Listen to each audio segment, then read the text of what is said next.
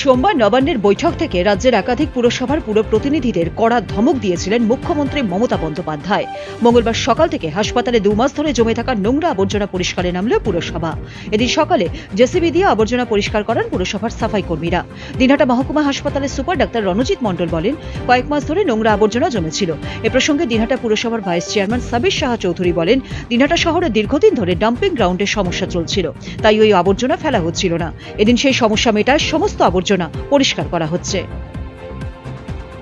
আপনারা সবাই জানেন যে আমাদের এই ডাম্পিং গ্রাউন্ড নিয়ে একটা সমস্যা ছিল।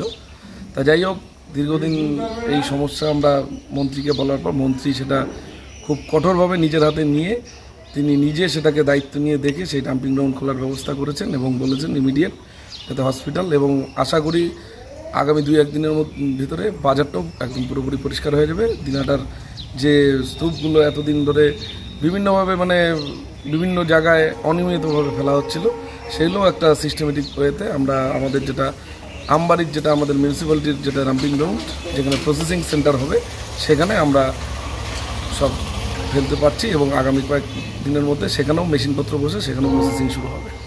দিনহাটা মিউনিসিপ্যালিটির উদ্যোগে তার সমস্ত শ্রেণীর কর্মী, ডাম্পার এবং জেসিবি সবই এসছে।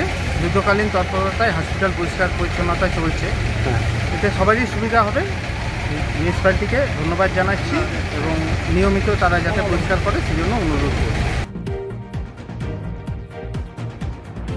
দিনহাটা থেকে শুভঙ্কর সাহার রিপোর্ট, উত্তরবঙ্গ সংবাদ।